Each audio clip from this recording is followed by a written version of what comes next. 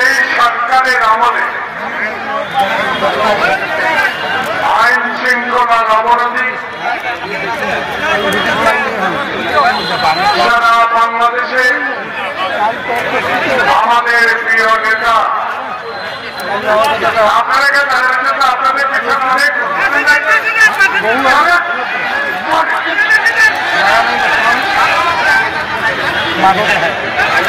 আমাদের প্রিয় নেতা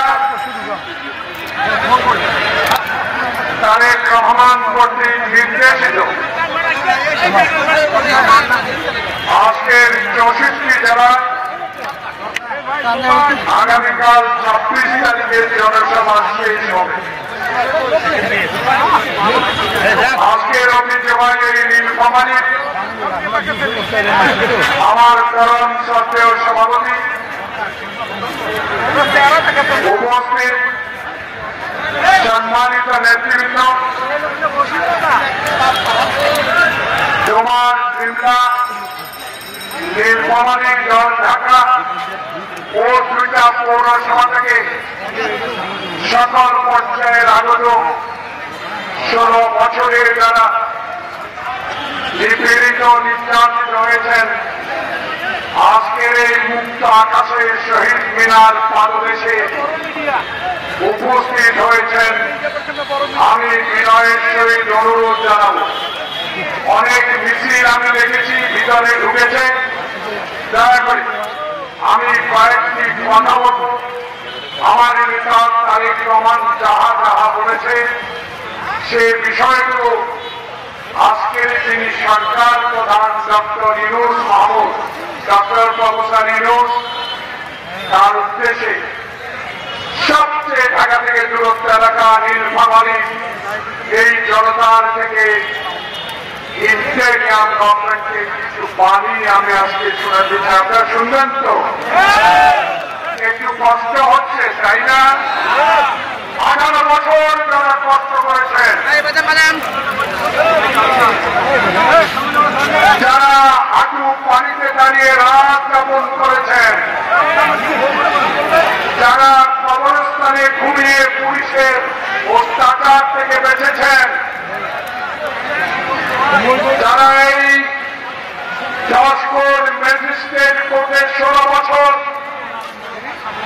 বিনা কারণে মামলায় হাজিরা দিতে এসে মায়ের গয়না বিক্রি করেছেন, 1 কাঠা জমি বিক্রি করেছেন, নিজের মুদি দোকান বিক্রি করে যারা 16 বছর টিকে আছেন, আজকে এমন সময় মুক্ত গোপনেরা বাংলাদেশে প্রতিষ্ঠা করে দিয়েছে।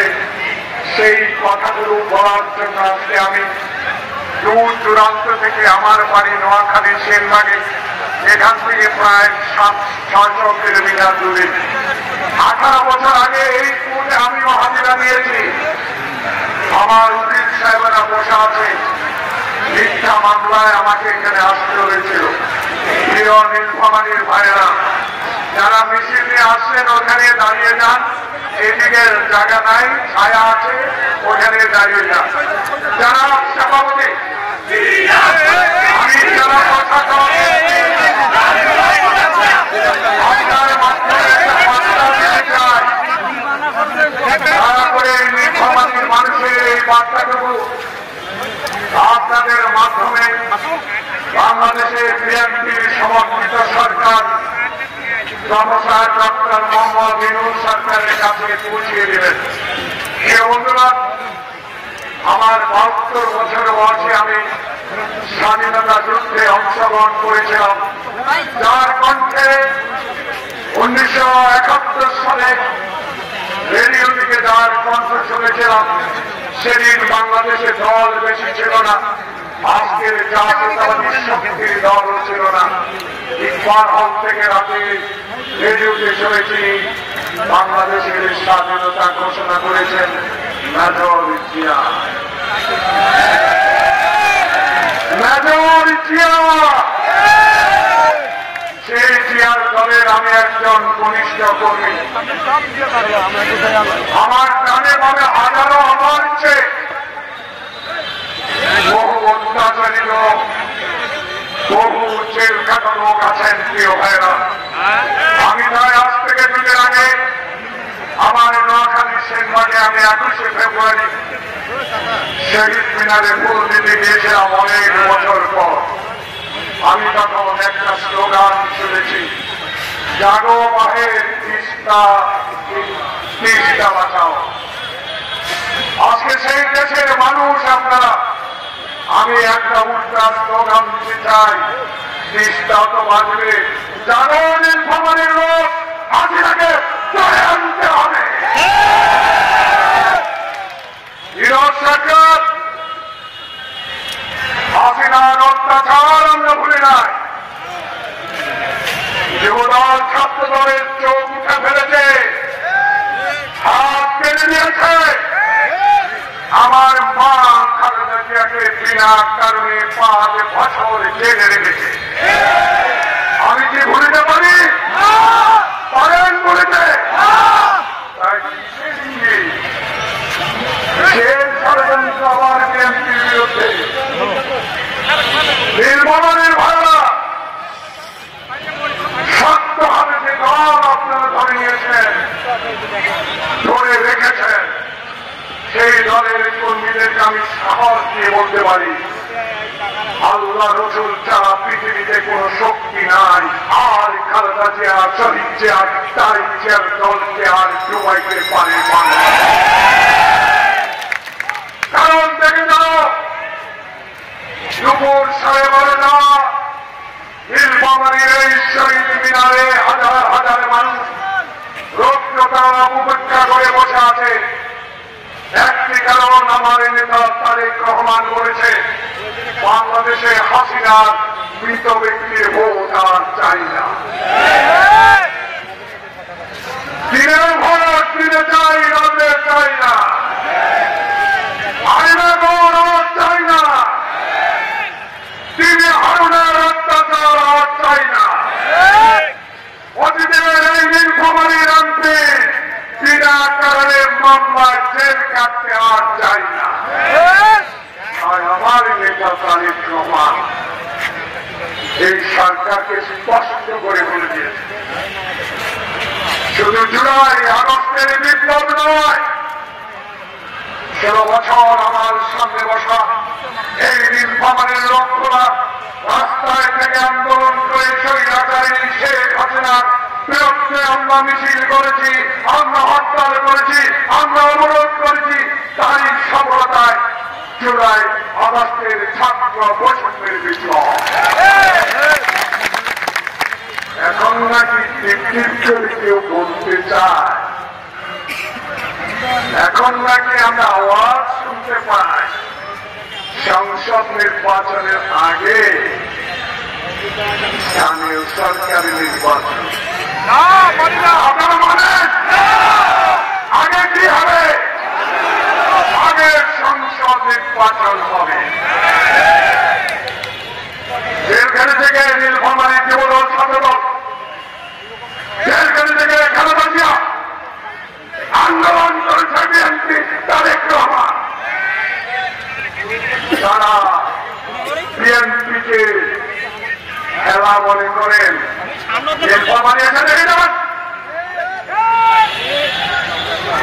সুযোগে বুঝে কোপ দেন না। কোপ খাওয়ার মানুষ আমরা, ধৈর্য আমাদের আছে। ধৈর্যের ভাব যদি ভেঙে যায়, আল্লাহ যেন কোনো শক্তি নাই বিএনপিকে দমিয়ে রাখবে।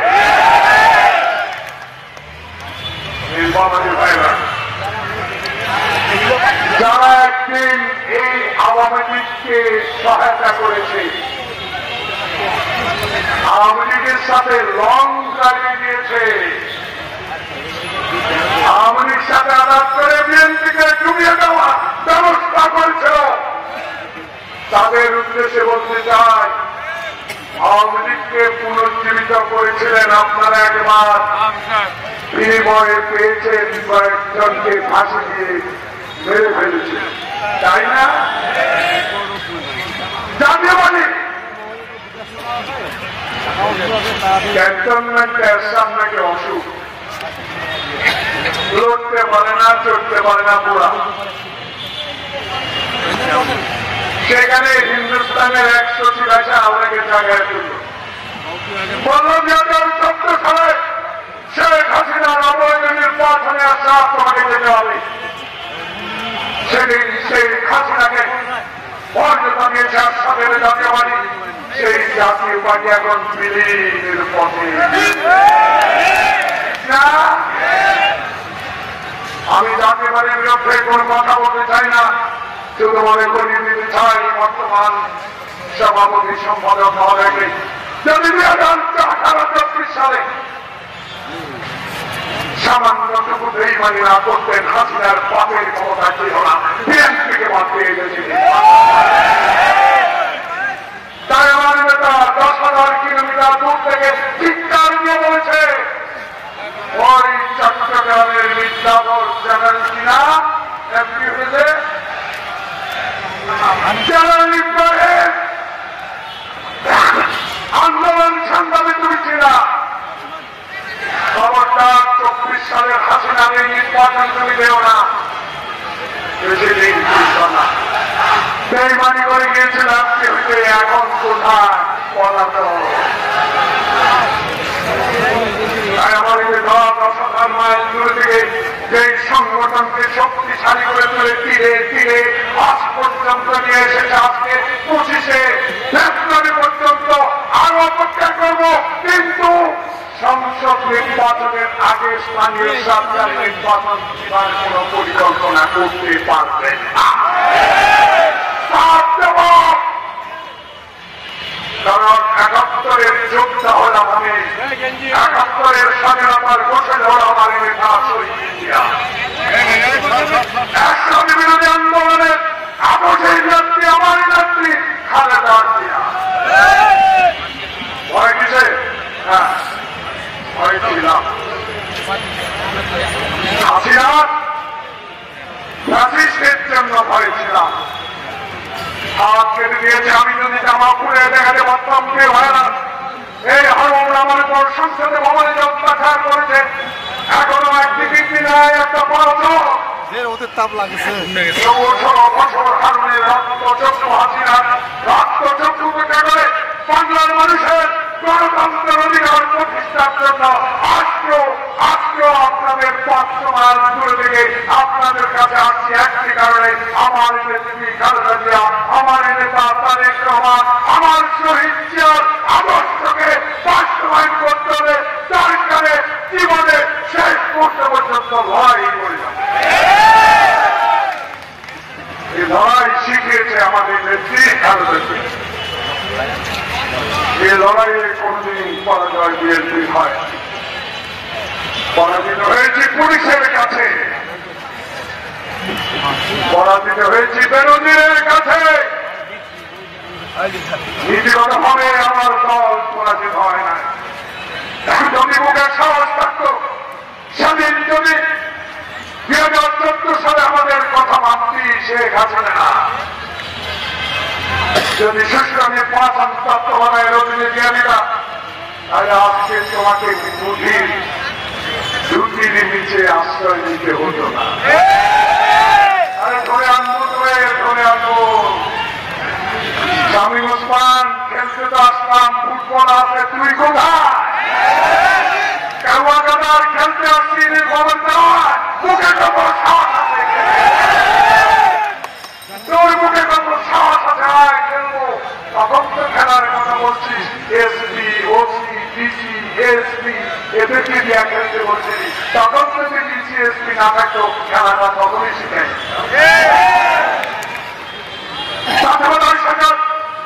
যারা আমার হাত কেটেছে, পা কেটেছে, যারা 2014 সালে বিএনপির মতো আটটি মহাসাগরের দলকে নির্বাচনে অংশগ্রহণ করতে দেয় নাই, 2024 সালে আমাদেরকে নির্বাচনে অংশগ্রহণ করতে দেয় নাই, যারা চুরি করে দিনের ভোট রাতে করে বাক্স ভরে দিয়েছ, সেই এসপি ডিসিরা এখনো কেন গ্রেফতার হলো না? করে রাখেন। জমা কিংবা জমা টাকা নির্বাচনী সদন অধিকার ছিল, লেখে রাখেন কাজ হবে, কাজ হবে।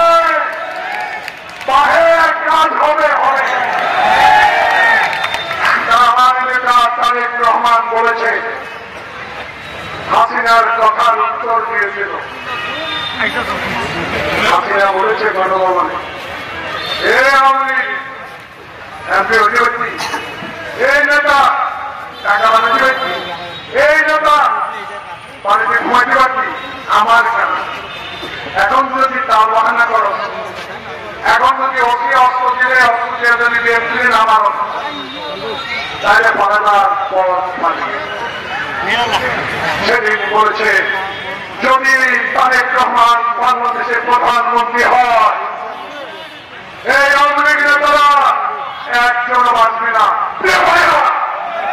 এসপিডিসি এখানে কোন লোকেরা আছেন মুখে হাত দিয়ে বলেন আমার এই নীলফামারী দল কোন যুবদল ছাত্রদল স্বেচ্ছাসেবক দল বিএনপি আওয়ামী লীগের অত্যাচারিত কোন লোকের গায়ে হাত দিয়েছে? আমাদের নেতা স্পষ্ট করে দিয়েছে আইন নিজের হাতে নেবে না, সময় আনবে, সময় কথাও বলবে।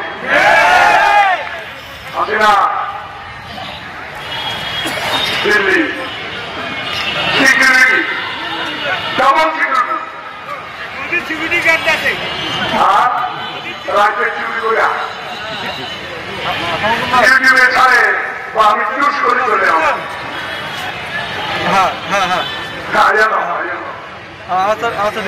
নীলফামারীর 16 বছরে বিএনপির একজন কর্মী তোর জন্য যথেষ্ট। চুরি করে গেলি না, চোর তুই না বলাবি না?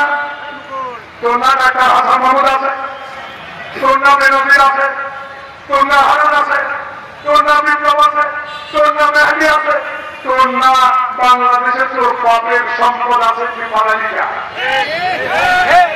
তুই পালাইছ তোর কারণে, কারণ তুই বারবার মুখে বলছি শহীদ জিয়া দেশে স্বাধীনতা নাই, শহীদ জিয়া দেশে আনেছে এই দেশে সন্ত্রাস, তোর বাপ নাকি স্বাধীনতা এনেছে, আরে তোর বাচ্চারা ইংরেজ প্রধানমন্ত্রী হইতে চাইছে।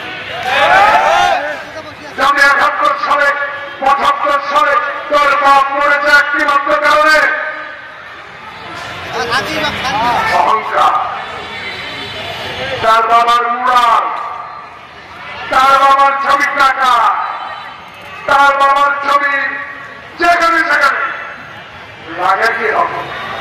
শেষ পর্যন্ত ইউনেরা পর্যন্ত শেখ মুজিবের ছবি বুকের মধ্যে লাগায় অফিসে যায়। তোর অধমনের মোড় হল তুই।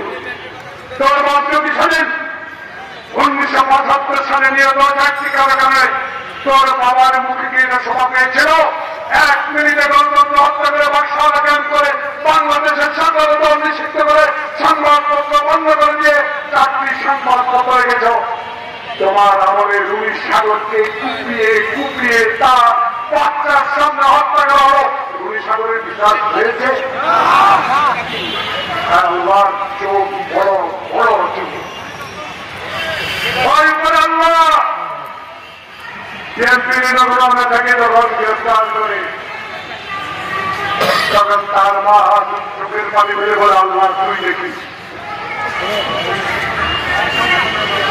তার ভাই থানার সামনে যখন যায় অচির বিনা পা ধরার চেষ্টা করে অচি তার ভাইকে ভাবতে মেরে ফেলে দিয়েছে, বিয়ে হয় না। জেলখানার মাটিতে শুয়ে রেখেছিল। আজকে পর সলমানের প্রমাণ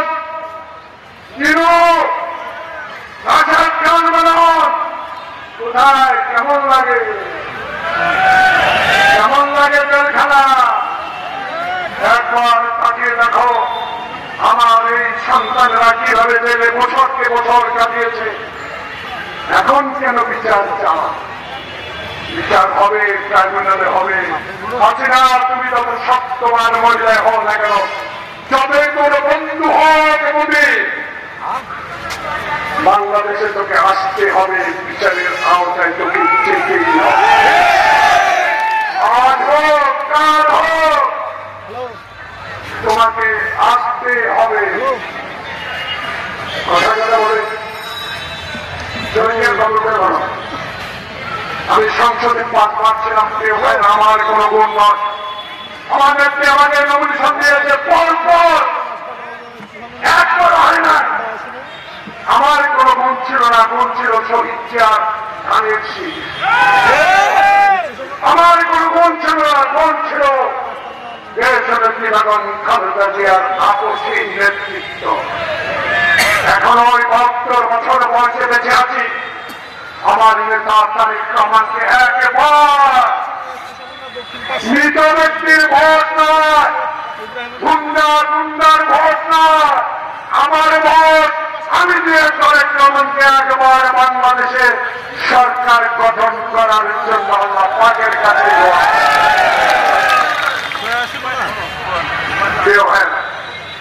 একটু আগে দেখলাম এখানে নেতৃত্ব নিয়ে একটু বকাঝকি ডুবে না শেষ করি দেখলাম পানিতে একটু বকাঝকি হইল। আমার দুঃখ বকাঝকি কেন করি? আরে আল্লাহ রসুলের পর বিএনপি এই নির্বাচনে 4টা সিট না 3টা সিট আমি জানি না, 4টা আর ওখানে একটা 5টা নির্ধারণ করবে নেতা তারেক রহমান। এখন ডলার, রিয়াল, পাউন্ড কি কুয়েতে কি ডলার নিয়ে আসা আমাদের ইমানদার কর্মীদেরকে কেনার চেষ্টা করছে। সাবধান, আগে আসেন। আমি যেরকম হাঁটু পানিতে দাঁড়িয়ে পুলিশের গ্রেপ্তার থেকে বেঁচেছি, কবরস্থানে মায়ের কবরে ঘুমাইছি। প্রত্যেকে আছে মিছিল নাই, মিটিং নাই, কোন হরতালে নাই, অবরোধে নাই, সেই এমপি হয়ে দিব, চলবে না। আগে আমার নেতা যারা জেল খেটেছে তারিখ সাহেব বলছে আমি তাদের মূল্যায়ন হবে। তাই মঞ্চের কাছে কথা বলছি, ঝগড়াঝাটি করে কোনো লাভ হবে। বলেছে 5 বছরে তাকে দেখেছি নীলফামারী রাস্তায় মিছিলে। বিগত 5 বছরে তাকে জমানি নিমলা আমি দেখেছি রাজপথে পুলিশের সাথে লড়াই করেছে। তারাই তো মূল্যায়িত হবে আগে, তাই না? তা ভয় নাই নেতারা যদি ইমানদার হন, যদি শহীদ আদর্শের লোক হন, যদি টাকা পয়সার কোনো লোভে না থাকে, যদি কোন রকম হীন প্রচেষ্টা লিপ্ত না হন, যদি এই 5 মাসে কোন চাঁদাবাজি না করে থাকেন, আপনি যদি উপযুক্ত প্রার্থী হন নিশ্চয় আমার নেতা বিবেচনা করবে। কর্মীদেরকে কেনার চেষ্টা করেনি। হাসিনা বহু চেষ্টা করছে কিনতে পারছে। একটা লোককে আমাদের কিন্তু পেয়েছে। তাই আমার নেতা না, আমার চেয়ে ভালো নেতা না। 16 বছরে আমি 9.5 বছরে জেনেছিলাম। জনচিত মামলার একটি মামলায় নীলফামারীতে হাজিরা দিয়ে গেছি। আমার মা 105 বছরে ইন্তেকাল করলো আমি জেনে। ওই মহিন ফখরুদ্দিন সরকারের কাছে আমার মেয়ে আবেদন করার পরেও আমার মার মৃত মায়ের শেষ মুক্তটুকু আমি দেখতে যাই। আমি সেই রাজনৈতিক কর্মী। আমি তার আল্লাহ রসুলকে এই দুপুরে জোহরের নামাজের আগে চিৎকার দিয়ে বলতে চাই, ডিসিএসপি যারা আমার বিএনপিকে অবহেলা করেন আল্লাহর কাছে বিচার ছাড়া কোনো বিচার নাই। দয়া করে কারো কথা শোনেন না। কিসের ইঙ্গিত? এসব ইঙ্গিত আমরা বুঝি। তাই অল চেয়ারম্যান কালকে যাবেন প্রেস ক্লাবের সামনে, নেতা তারেক রহমান বক্তব্য দেবে। 27 তারিখ আমাদের বর্ধিত সভা হবে। সেই সভায় সিদ্ধান্ত হবে আগামীতে আমরা কি করব।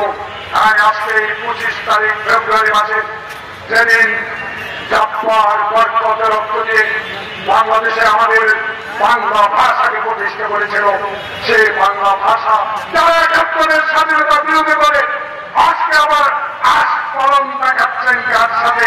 স্বাধীনতা ঘোষকের দলের সাথে চলবে না। আস্ফলন বন্ধ করেন, আমরা সব জানি। হাতে হাড়ি ভাঙা দেব কিন্তু ঢাকাতে হাই ভেঙে দিব, কানপুরে বাহে তা বলে দিব, চট্টগ্রামে বলে দিব আপনারা কি করছেন।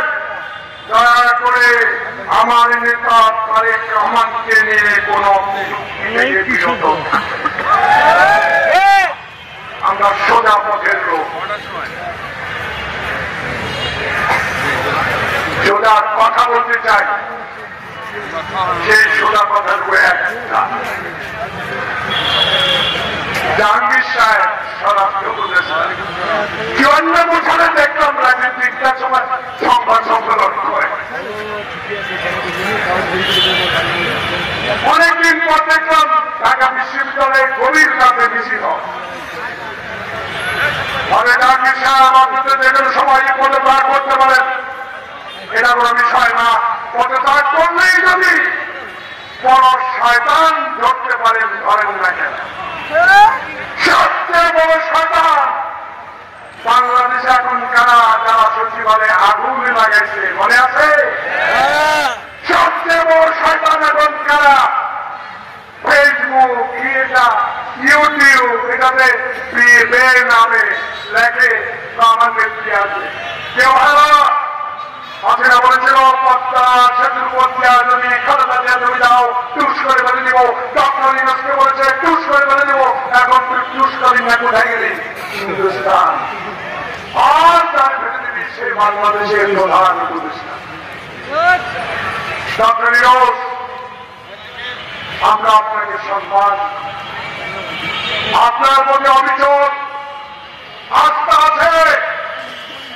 সে আস্থা যদি কোন রকমে কেউ নষ্ট করতে চায়, তাহলে বিশ্বের দরবারে আপনি যাচ্ছেন গ্রহণ ব্যক্তি ছিলেন, আপনার সমালোচনা হতে পারে, তাই না? তাই কারো কারণ কথা না শুনে দয়া করে ম্যাপ দিচ্ছেন। আজকে আমাদের সভাপতি কিনা আলমগীর সরকার, সরকার কিন্তু সরকার আর বলল, কারণ আমি জেলার ছাত্র ছিলাম। ম্যাপ দিচ্ছে না আলমগীর সরকার, ম্যাপ দিচ্ছে না। কেমনি মানে জয়পুরার আসবেন প্রতিদিনের বলে দিচ্ছে না, 10 টাকা নেতা থেকে বলে দিচ্ছে না, এমনি এমনি এমনি এমনি আসবেন, আগে দেখো এমনি এমনি এমনি এমনি আসবে। তাই ম্যাপ দিচ্ছেন, রোডটা দেরি আর করে দেরি করতে, দেরির ফলাফল কি জানেন? ওই মহিন ভক্তদের মতো লেট করবো, লেট লেট দেরি করবো। চলবে না, চলবে বৃহত্তর বলে চলবে। তাহলে দরকার ম্যাপ দিচ্ছেন, রোডটা দেন, রোডটা দিলে নির্বাচনের তারিখ করবে।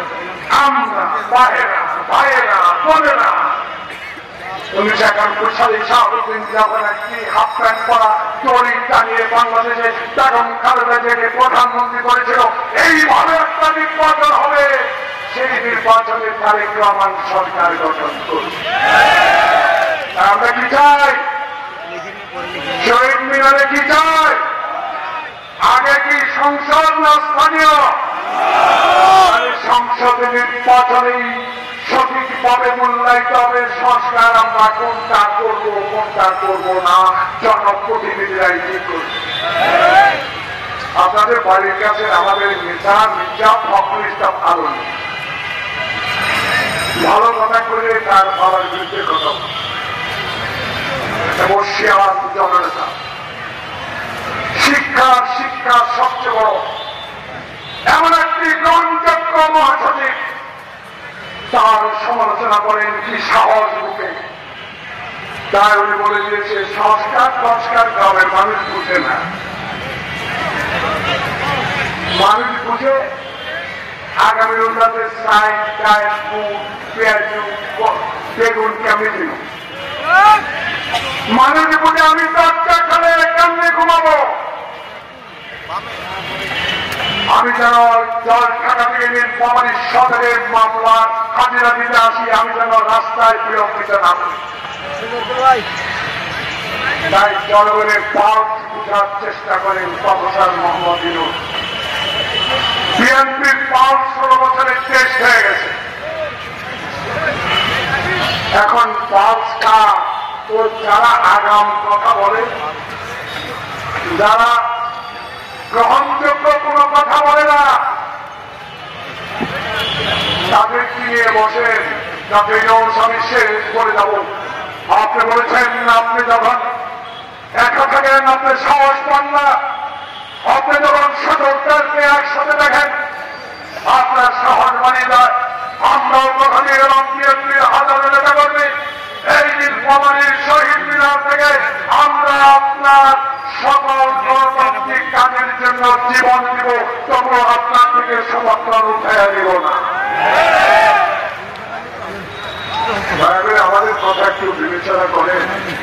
আমরা আয়না বলছিলাম, আমরা ইন্ডিয়ান জাতিকে ঘুম দেখেছি, আমরা সংসদে দাঁড়িয়ে শেখ হাসিনার মুক্তি শুনেছি, আমার নেতা শহীদকে রাজাকার বলেছে। যারা এখন রাজাকার ছিল অতীতে,